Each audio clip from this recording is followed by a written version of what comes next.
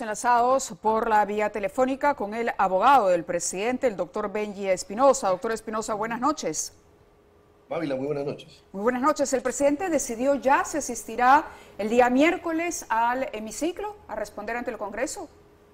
Aún no, pero mañana ya debemos dar una respuesta en relación a si es que el presidente finalmente va a ejercer su derecho a la defensa material o no. Esto significa que, en cualquier caso, la información concreta la tendremos mañana, pero el doctor Palomino me parece que es quien representará al presidente en el Congreso. Así es, el doctor José Palomino Manchego y quien va a hacer la defensa ante el Congreso de la República. Bien, la presencia o la aceptación del doctor Palomino a acudir al Congreso supone darle legitimidad a la vacancia. No, ¿Al debate? significa ejercer un derecho, pero que ejerza un derecho no supone reconocer actos previos que pueden estar viciados o contaminados de nulidad, precisamente por lo que se viene pidiendo. Se viene pidiendo una información muy sencilla, que el propio Congreso la tiene. Entonces, ¿por qué no se quiere dar? ¿Por qué no se quiere entregar toda? Son cosas que no entiendo hasta el momento. Es algo muy sencillo de dar, porque el Congreso se mantiene en una posición, una parte del Congreso, no todos, mantiene una posición de que yo doy lo que considero que debe darse. ¿Se refiere usted a los documentos que el presidente ha dicho no le han hecho llegar? Pero entiendo, por lo que nos decía el propio congresista Málaga, que muchos de esos documentos obran en poder ya de las instancias correspondientes del Ejecutivo. A ver, hay muchos elementos que... A ver, primero, cabe la posibilidad de que cuando se corra traslado de una moción de vacancia, esta solo acompañe el pedido, un poco más de 100 hojas, pero no las pruebas supuestas que sustentan el pedido. Es imposible. Jurídicamente es imposible, porque tiene que presentarse. ¿Entiende usted que es un juicio político y no es un proceso judicial? No, es que acá lo que hay que entender es que, a ver, ¿cuál es la medida que se busca? La medida es la vacancia. ¿Qué implica la vacancia? La vacancia implica quitar del cargo al presidente de la República. Al quitar del cargo se afectan dos tipos de derechos políticos. Primero, el derecho del presidente a ser elegido.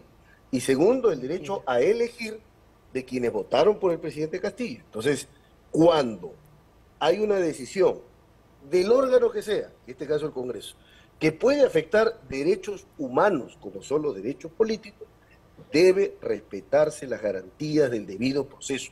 No es que solo importan los 87 votos y nada más. Bueno, pero ¿entiende usted que en un sistema democrático, así como se eligió y se depositó la confianza en el presidente, y usted habla del derecho de los electores de haber elegido al señor Castillo en las urnas, bueno, esos mismos electores también pusieron a los 130 congresistas que tomarían la decisión con un número, caramba, de votos que no es poca cosa. Son 87 votos los que hay que conseguir, la cifra más alta que se exige en un proceso precisamente para salvaguardar o para poner freno a cualquier intentona caprichosa de vacar a un presidente.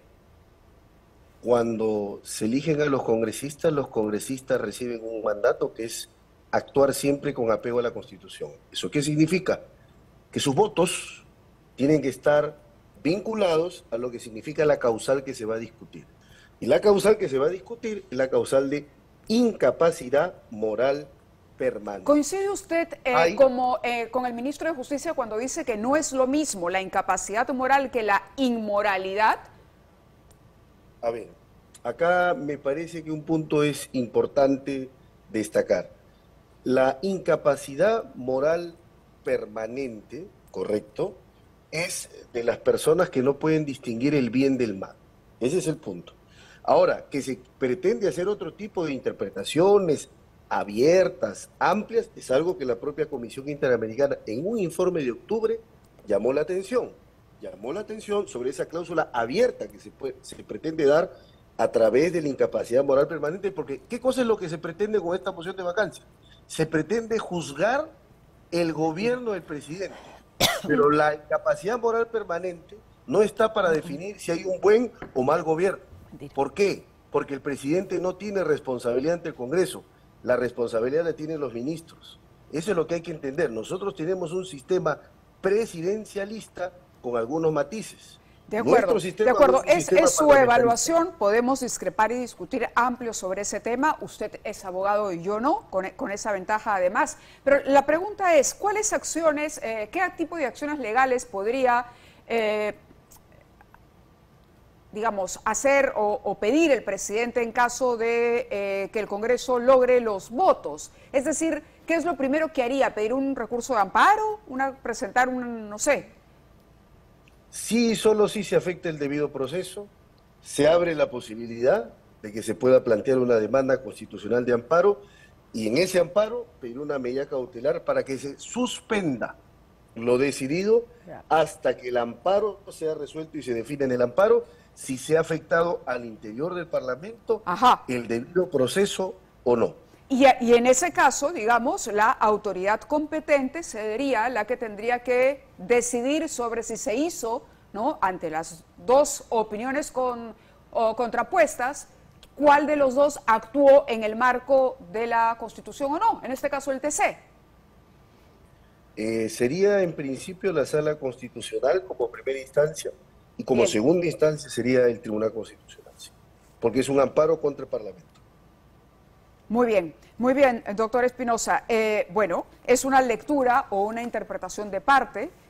Los congresistas más bien dicen que no se requiere entregar la cantidad de documentación que se consigne y que el presidente ha pedido. No ha ocurrido en los casos anteriores, por ejemplo, en el caso Vizcarra no es algo que recordáramos y más bien defienden ellos la libertad y la constitucionalidad que tiene el propio voto parlamentario, pero estaremos muy atentos a lo que ocurre en las próximas horas. Gracias por acompañarnos esta noche.